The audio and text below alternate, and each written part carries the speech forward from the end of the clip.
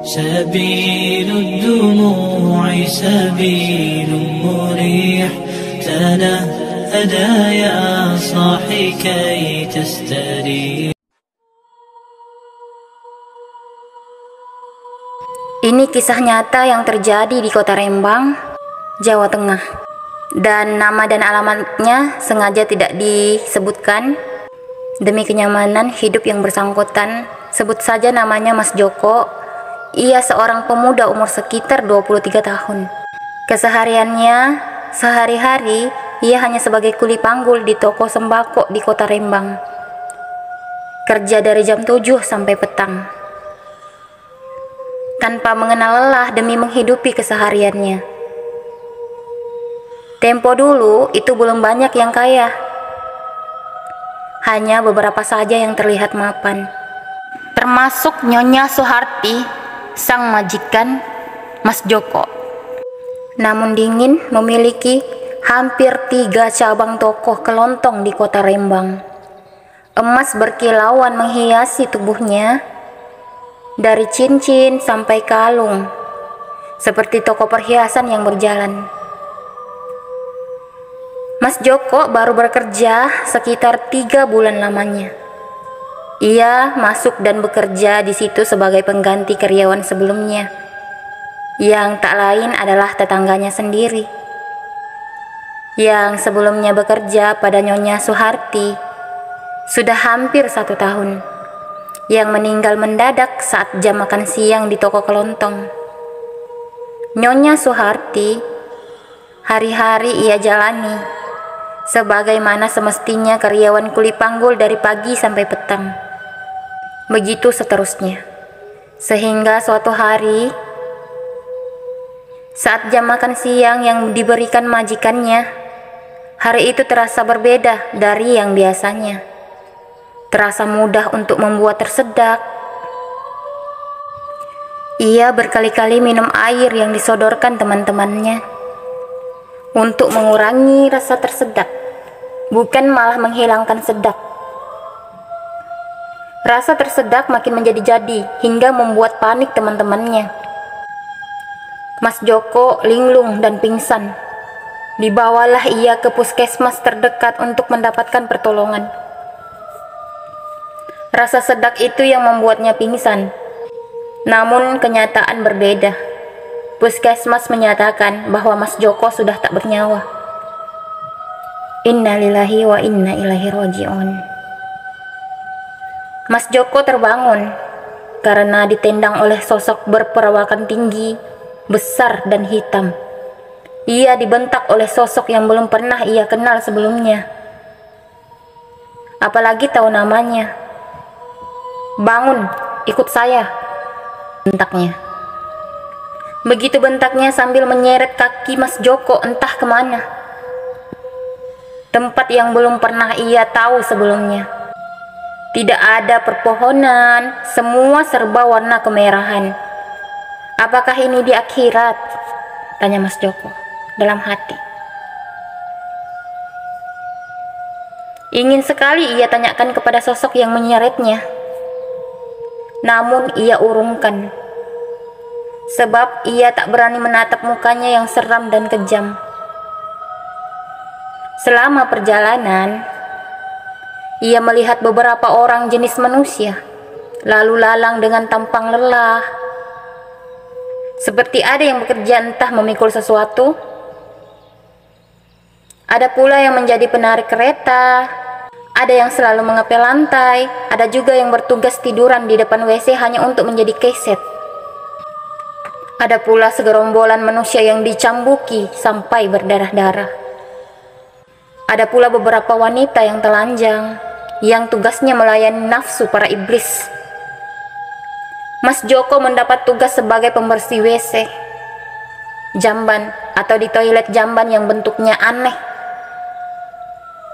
Belum pernah ia melihat jamban begitu besarnya. Ia bekerja dari pagi sampai malam, dan makan hanya sekali. Itu pun Mas Joko nggak pernah mau memakannya karena yang dilihatnya bukan nasi, tapi belatung. Namun orang-orang yang ada di situ lahap saja memakannya. Ia baru ngeh dan sadar. Ternyata selama ini ia dijadikan tumbal oleh majikannya, yang tak lain adalah Nyonya Soeharti sendiri, yang sampai tega mengorbankan nyawanya demi kekayaan di dunia. 7 hari sudah ia bekerja di situ. Semua orang yang bekerja di situ diam dan membisu. Tidak ada yang mengobrol, apalagi tanya ini itu. Lalu ia melihat tetangganya yang dinyatakan meninggal sebelumnya. Hampir-hampir tak percaya ia melihatnya. Seseorang yang ia kenal akrab, sama-sama karyawannya Nyonya Soeharti. Tetangganya itu bekerja menjadi penjaga pintu. Ingin sekali Mas Joko menyapanya. Namun apa daya, ia selalu diawasi oleh sosok besar yang siap kapan saja mencambuk tanpa ampun.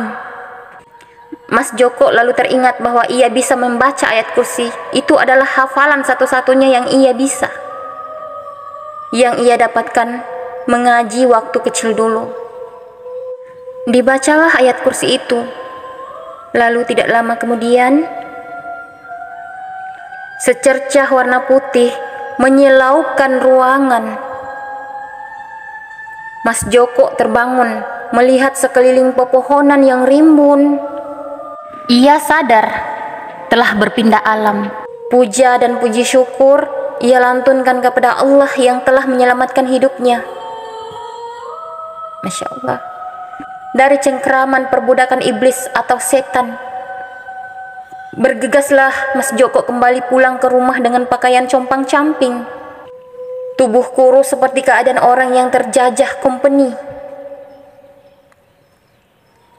Satu desa langsung heboh. Ramai sekali. Banyak orang, baik tetangganya maupun dari desa sebelah, berbondong-bondong mendengarkan cerita apa yang dialami Mas Joko. Banyak yang percaya, tak sedikit yang bingung. Lalu salah seorang warga menuturkan untuk mencoba menggali makam Mas Joko yang dulu ia dikebumikan. Diikuti persetujuan kepala desa dan ustaz setempat. Makam digali. Masya Allah, Allahu Akbar. Orang-orang bertakbir disertai tangisan. Beberapa orang yang hampir-hampir tak percaya, yang ia lihat di lubang kuburan yang digali adalah kedebok pohon pisang. Lalu kediaman Nyonya Soeharti dikeduduk warga. Cacian dan makian terlontar begitu derasnya. Menghiasi suasana saat itu, terasa tegang sekali dengan pengawalan ketat kepolisian dan aparat desa setempat. Wajah Nyonya Soeharti yang biasanya terlihat sangar, mendadak menjadi wajah ketakutan. Dikawal dan digiring ke kantor polisi untuk mempertanggungjawabkan semua perbuatannya. Menurut kabar yang sudah teredar, selang 1 bulan kemudian, Nyonya Soeharti meninggal mendadak di lapas. Menurut keterangan saksi yang satu tahanan dengannya, sebelumnya Nyonya Soeharti mendadak tersedak lalu meninggal. Entah meninggal sungguhan atau dibawa ke alam lain seperti tumbalnya yang lain. Wallahu a'lam bishawab. Boleh percaya, boleh tidak. Saya cuma sebagai penyambung lidah cerita, dan cerita ini nyata. Pernah pula dimuat di tabloid nyata juga majalah Hidayah. Sekian dan terima kasih. Wassalamualaikum warahmatullahi wabarakatuh.